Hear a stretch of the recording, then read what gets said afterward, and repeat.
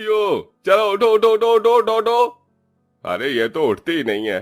पता नहीं इतनी गर्मी में इस गंदगी भरे कूड़े कचरे में कैसे सो गए हैं ये लोग।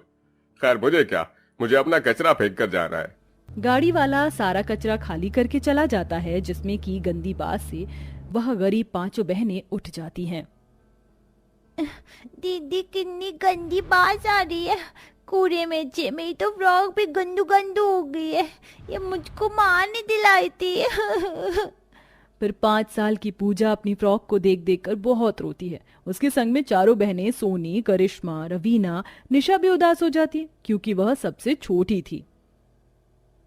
रो मत पूजा, तुम्हारी दीदी है ना, मैं तुम्हें नई फ्रॉक दिला दूंगी। झूठ झूठ झूठ, तुम सिर्फ और सिर्फ झूठ बोलती हो दीदी। तुम हमारे लिए घर भी नहीं बना पा रही हो। देखो हमें कचरे में सोना पड़ता है, वो भी इतनी गर्मी में। नीनी भी नहीं आती है। पूजा अपनी नासमझी में अपनी बड़ी बहन को बहुत कोसती है। पूजा, ऐसा नहीं कहते, ये हमारी बड़ी दीदी हैं, हम काम के लिए जा रहे हैं, अपना ख्याल रखना। इधर तीनों छोटी बच्चियां कूड़ेदान में कचरा बीनती हैं और रवीना, निशा कड़ी धूप में काम ढूंढने आती हैं। दोनों के पैरों में चप्पल तक नहीं थी, ऐसे में धरती भी तवे की जितनी तप रही थी। माँ, दीदी पैर जल रहे हैं। समझ सकती हूँ बहन, लेकिन पैसे भी तो नहीं हैं। दोनों एक जूस पानी की दुकान पर आती हैं। जयराम जी की भैया जी। अरे लड़कियों, खबरदार जो मेरे सामने हाथ फैलाना, हमारे सामने हाथ फैला भी मत देना। चलो भागो, 1 रुपया भी भीख नहीं दूंगा। नहीं नहीं भैया जी, आप गलत समझ रहे हैं, हम तो यहाँ काम मांगने आए हैं। हम दोनों पर हमारी 3 छोटी अनाथ बहनों की जिम्मेदारी है। चोर जैसी तो शक्ल है दोनों की, है? चलो भागो यहाँ से।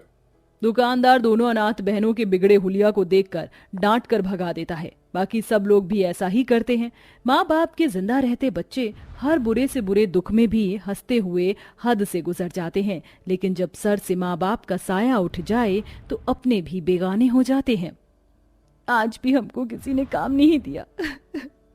माँ बाबा, ये दुनिया बहुत निर्दयी है, फिर किसके सहारे छोड़ गए हमको। रो मत निशा दीदी, अगर तुम ही हिम्मत हार जाओगी तो हम चारों को कौन संभालेगा। दोनों अनाथ बहनें सिग्नल पर आकर कड़ी धूप में भीख मांगने लग जाती हैं। बाबूजी, भगवान के नाम पर 1 रुपए दे दो, हमारी बहनें भूखी हैं। उस बड़ी सी मर्सिडीज गाड़ी में एसी में बैठा पत्थर दिल अमीर आदमी उन बहनों की पुकार को अनसुना कर देता है। अरे लड़कियों, हट जाओ, मेरी गाड़ी के आगे से हटो। ड्राइवर, गाड़ी भगाओ। साहब, 1-2 रुपए ही दे दो, भगवान तुम्हारा घर आबाद रखे। गाड़ी फुल स्पीड में चल पड़ती है और रवीना कंकड़ भरे सड़क पर गिरकर जख्मी हो जाती है और रोते हुए कहती है, याद है दीदी, इस शहर में हम अपनी माँ के साथ न जाने एक नई जिंदगी शुरू करने की कितनी उम्मीद लेकर आए थे।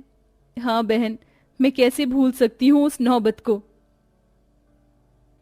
अजी उठ जाओ, मुझे और मत सताओ। उठो ना, उठते क्यों नहीं हो। लगता है इसे पति के जाने का गम लग गया है। बड़ा जुल्म किया है ऊपर वाले ने, पता नहीं अकेले 5-5 बेटियों को कैसे पालेगी। सविता के सामने उसके पति धर्मेंद्र की लाश पड़ी थी। वह बस सुध-बुध होकर रोती जा रही थी। उसके संग में उसकी 5 बच्चियां भी बाबा बाबा कहकर रो बिलख रही थीं।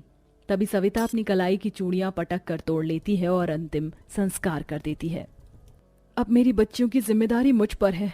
ना तो मैं पढ़ी लिखी हूँ, ना मुझ में कोई हुनर है, मैं कैसे पालूंगी। भगवान कोई तो रास्ता दिखा। तभी सविता का ध्यान अपने आंगन में उगे हरी घास पर जाता है। मुझे हाथ पंखा, चटाई, झाड़ू बनाना तो आता ही है, क्यों ना इस घास से मैं ये सब बनाकर बेचूं। सविता के संग में उसकी 5 बेटी भी झाड़ू पंखे बनाती हैं, लेकिन सबके घर में कूलर पंखा लग जाने से कोई भी घास के सामान पर एक नजर भी नहीं मारता। वो सब चिलचिलाती गर्मी में बाजार में बैठी बैठी रहती हैं। कई दिनों भूखे रहने के बाद सविता अपनी 5 बेटियों का साथ लेकर गांव से शहर आ जाती है। अब हम यहीं कमाएंगे, खाएंगे बच्चियों, पर मुझे पहले काम धाम ढूंढना होगा। निशा, अपनी 4 बहनों का ध्यान रखना। सविता धूप गर्मी में कई दिन के भूखे हालात में काम ढूंढने जाती है, जहां आती जाती गाड़ियों के बीच में वह चक्कर खाकर गिर जाती है और उसको एक गाड़ी मारकर चली जाती है। अगले 2 दिन तक उसकी लाश लावारिस की तरह पड़ी रहती है। निशा 2 दिन बाद भी गर्मी, धूप और लू में अपनी बहनों के साथ उसी जगह में बैठी होती है जहां सविता उन्हें छोड़ गई थी। दीदी, माँ कहाँ है? बोलो ना। दीदी, मुझको माँ के पास जाना, लेकर चलो ना। निशा दीदी, मेरा दिल घबरा रहा है। माँ को गए 2 दिन हो गए हैं, हमें चलकर उनको ढूंढना चाहिए। ठीक है, चलो चलते हैं। दीदी देखो ना, वहां पर इतनी भीड़ क्यों लगी है? चलो देखते हैं करिश्मा। जैसे ही 5 अनाथ बहनें अपनी माँ की लाश को देखती हैं तो बहुत रोती हैं। जहां एक झाड़ू वाला कुछ इस तरह की बातें कर रहा था। अरे पता नहीं किसकी लावारिस लाश है, थोड़ी देर में कचरे की गाड़ी आएगी और ले जाएगी उठाकर। मैं किसी को अपनी माँ को ले जाने नहीं दूंगी, ये हमारी माँ है। हाँ तो ले जाओ उठाकर, वरना कचरे की गाड़ी आएगी और भरकर ले जाएगी। चारों अनाथ बहनें उस दम निकालने वाली धूप में उसकी अर्थी कंधे पर उठाती हैं और पूजा मठ के लिए आगे आगे धूप में चलकर शमशान घाट लाकर अंतिम संस्कार कर देती हैं। उस दिन से वह बेठिकाना कचरा दान में सोती हैं। पर क्या छोटी, आज तो हमको भीख भी नहीं मिला, अपनी बहनों का पेट कैसे भरवाएंगे? हम तो भूखे रह भी लें। तभी दोनों रास्ते से गुजरते हुए एक पार्क देखती हैं जिसमें माली घास काट कर फेंक रहे थे। दीदी देखो, कितनी हरी हरी ताजी घास है, और देखो इस माली ने तो इतने सुंदर फूल लगे पेड़ों को भी काट दिया है। इन्हें ले चलते हैं। पर इस घास का करें क्या रवीना? दीदी, गांव में फूस का घर बनता है और कितना लंबा चलता है, तो क्यों ना हम इस घास से अपना घर तैयार कर लें? ये भी तो टिकेगा। तुम ठीक कहती हो।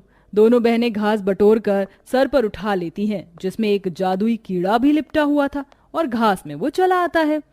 दीदी, आप इतनी घास क्यों लाई हैं? इससे हम अपने रहने का घर बनाएंगे, क्योंकि घास बहुत ठंडी होती है। सुनो, मेरी मदद करो। दीदी दीदी, इस घास में से तो आवाज आ रही है। ये तो एक कीड़ा है। निशा उसे हाथ पर उठाती है। तुम बोल सकते हो? हाँ, क्योंकि मैं जादुई भंवरा हूँ। मैं तो फूलों का रस पीने के लिए उसे पार्क में पहुँच गया था, तभी उन माली ने पेड़ काट दिया और मैं जख्मी हो गया। रुको, मैं तुम्हें ठीक करती हूँ। निशा उसे एक पत्ते पर रख देती है और चारों रस भरे फूल ला कर देती है। तुम सबका धन्यवाद। मैं मीठा रस पीकर मेरी शक्ति पूरी तरह लौट आई है। कहो, क्या मदद कर सकता हूँ मैं तुम्हारी? हमारे पास रहने को घर नहीं, क्या तुम बना सकते हो? क्यों नहीं, क्यों नहीं। तू फूल में भंवरा, एक घास दिखा दे कमाल, जिससे बन जाए ये नानाथ बैरों का सुंदर सा बसेरा। कीड़ा ये मंत्र गुनगुनाते हुए उस पूरी घास को जादुई बना देता है और पलक झपकते 5 अनाथ बहनें खुद को विशाल जादुई घास के घर में पाती हैं।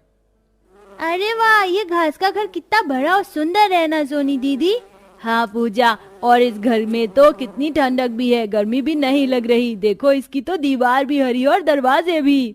अच्छा, अब मैं चलता हूँ। तुम 5 का जो भी इच्छा हो इस घास घर से कह देना, ये पूरी कर देगा।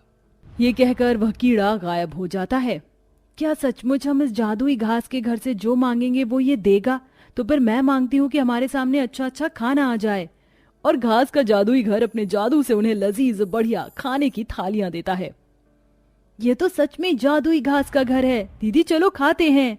कई दिन तक भूखे प्यासे गर्मी में भटकने के बाद वह उस दिन पेट भर कर खाती हैं।